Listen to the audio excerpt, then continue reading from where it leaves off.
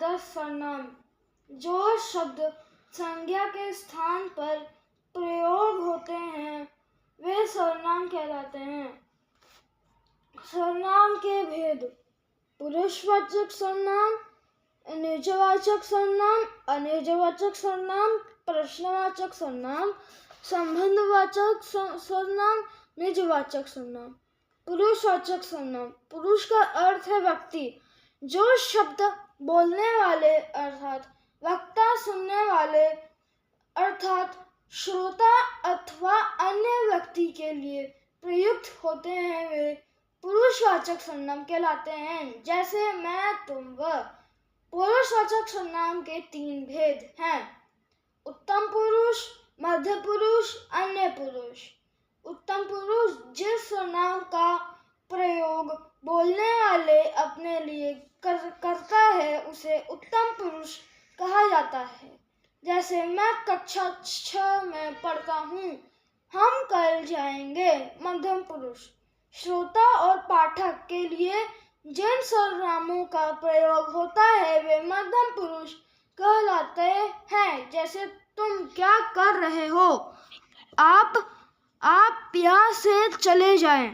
अन्य पुरुष वक्ता या श्रोता से भिन्न जिसके बारे में बात की जा रही हो उसके लिए प्रयुक्त सर्वनाम अन्य पुरुष होते हैं, जैसे वह सो रहा है, वह कब तक आएगा।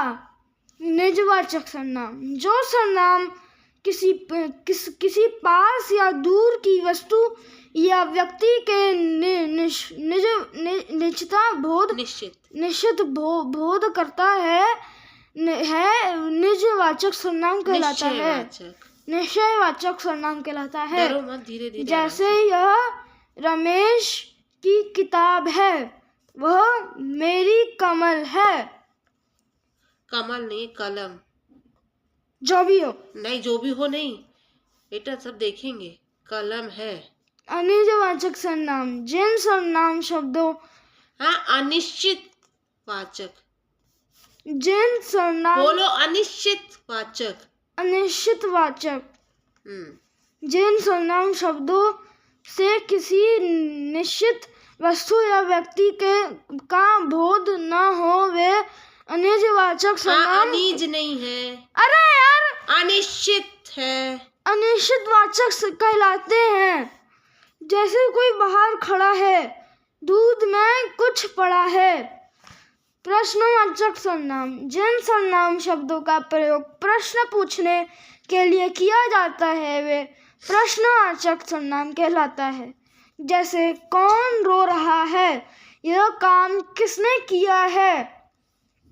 संबंधवाचक सर्वनाम: जो सर्वनाम वाक्य में आए किसी दूसरे सर्वनाम शब्दों से संबंध बताता है वह संबंधवाचक सर्वनाम कहलाता है। निजवाचक सर्वनाम: ऐसे सर्वनाम जिसका प्रयोग कर्ता अपने या स्वयं के लिए करता है वे निजवाचक सर्वनाम कहलाता है, जैसे मैं यह काम स्वयं कर लूँगा, वह खुद आया था, वह अपने आप आ जाएगा। ये है सर्वनाम। और सर्वनाम के 6 भेद हैं। हम्म सर्वनाम होता है सर्वनाम।